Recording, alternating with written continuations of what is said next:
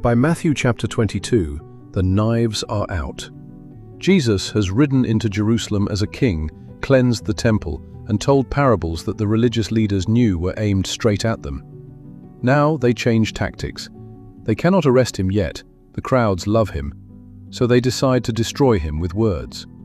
One faction after another steps forward with a carefully designed question, each one a trap with no safe answer. The Pharisees try to trap him on taxes. The Sadducees try to trap him on the resurrection. A lawyer tries to trap him on the law. Each question is a snare, built to make him either lose the crowd or break the law.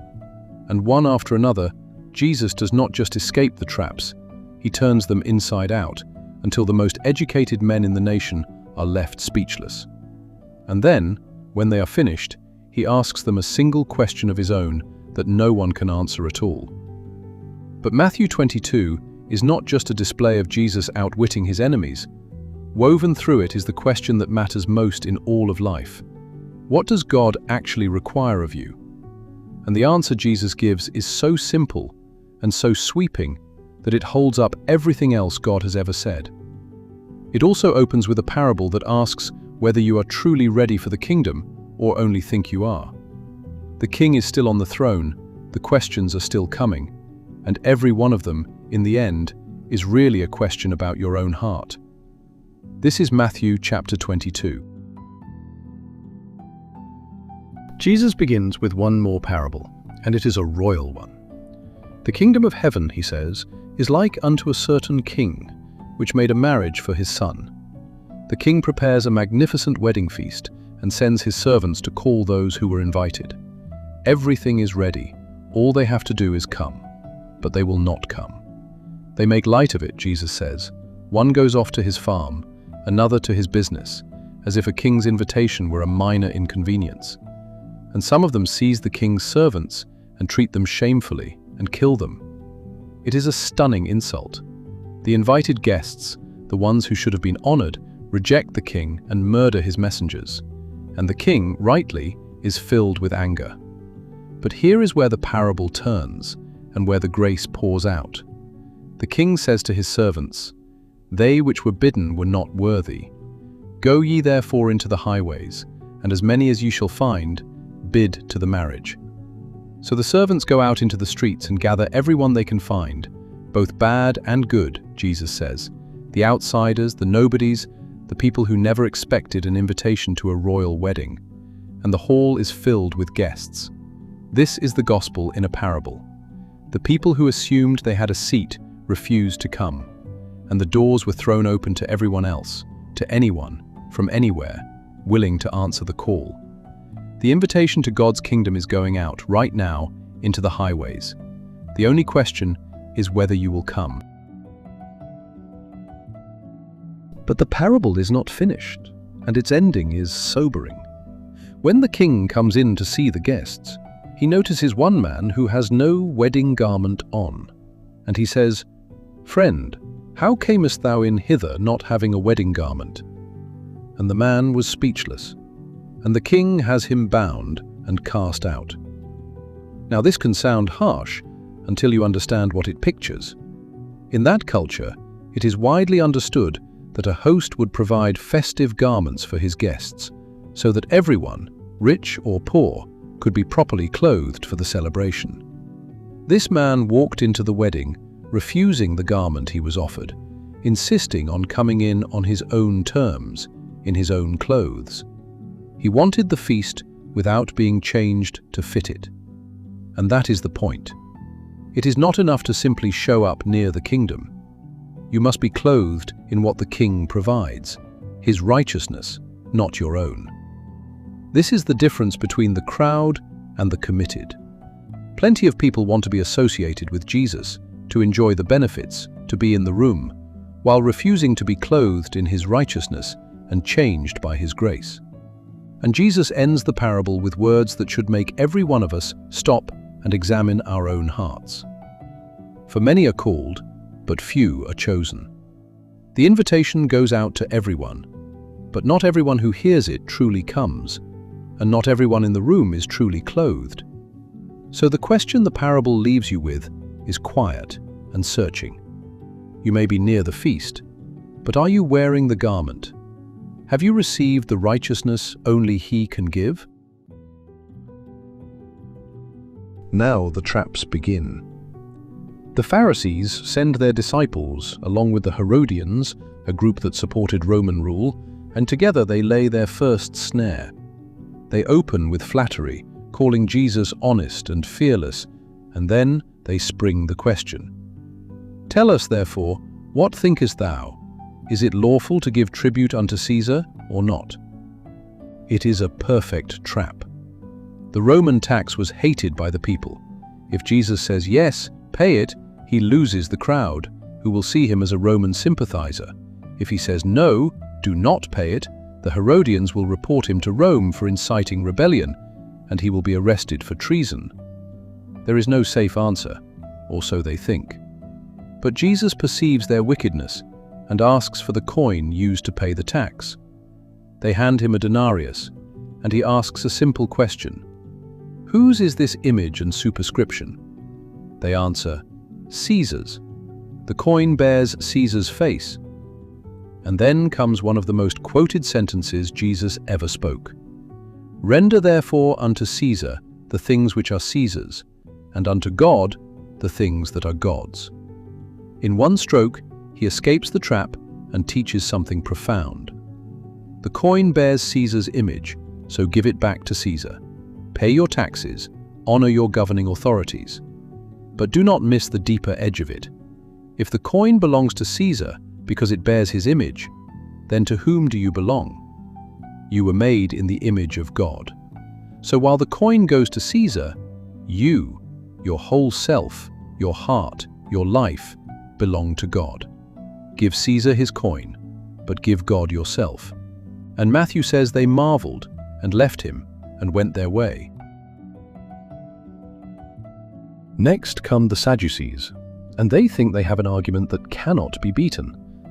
The Sadducees were the aristocratic religious party, and unlike the Pharisees, they did not believe in the resurrection of the dead at all.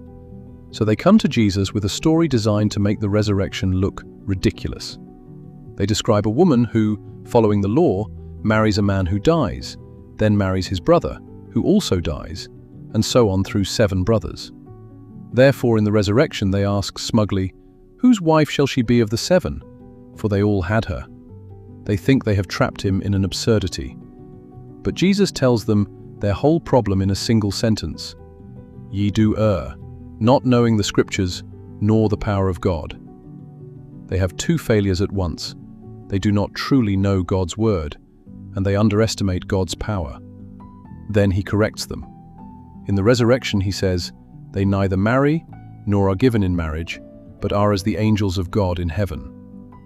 The life to come is not simply a continuation of this one, it is something greater, and the earthly arrangement of marriage does not carry over in the way they imagine. And then Jesus proves the resurrection itself, from the writings of Moses, the very scriptures the Sadducees claimed to honor. God said, I am the God of Abraham, and the God of Isaac, and the God of Jacob. Not I was, but I am. God spoke those words to Moses centuries after those 3 men had died, and he still called himself, in the present tense, their God. God is not the God of the dead, but of the living. Abraham, Isaac, and Jacob are alive to God right now. And when the crowds heard it, Matthew says, they were astonished at his doctrine. The Sadducees came to mock the resurrection. They left having heard it proved from their own Bible.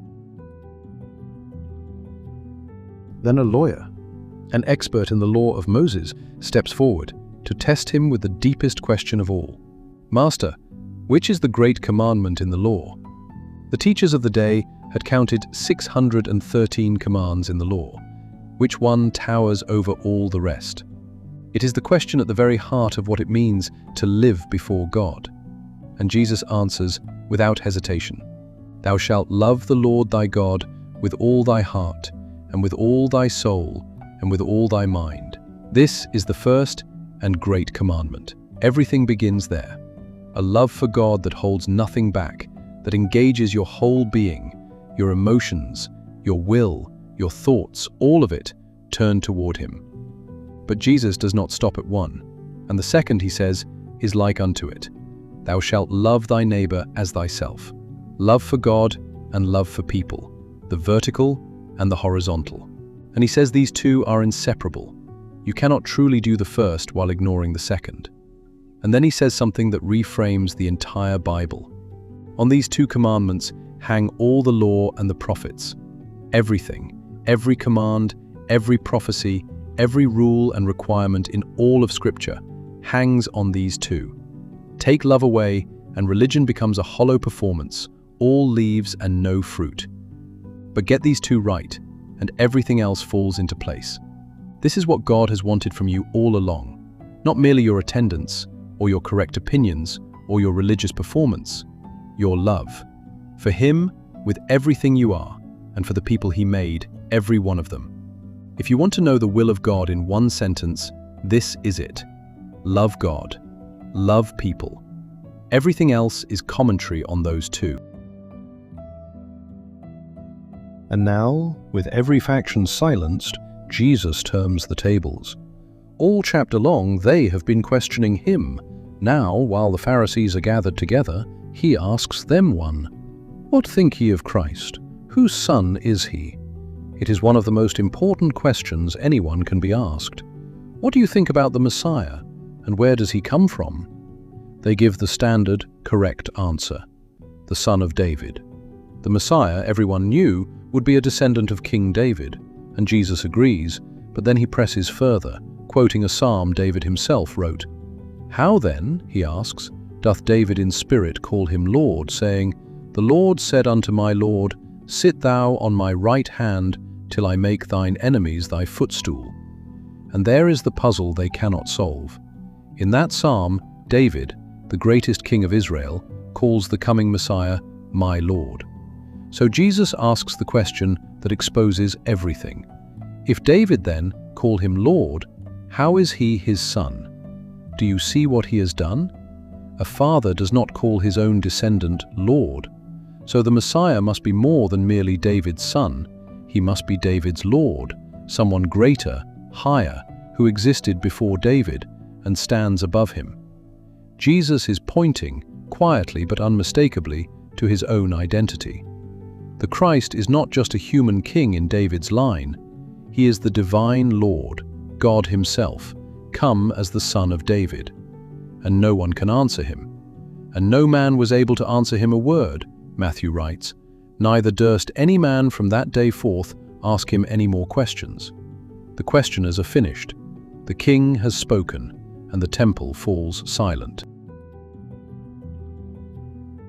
So step back and see what Matthew 22 has shown us.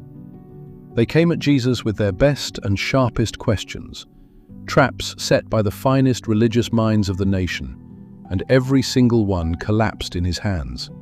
Taxes, the resurrection, the law, the identity of the Messiah. He answered them all, and then silenced them with a question of his own. But this chapter was never really about Jesus winning debates, because underneath every one of these encounters is a heart, and the same is true for you. The leaders came to Jesus not to learn, but to trap. Their questions were weapons, not honest seeking.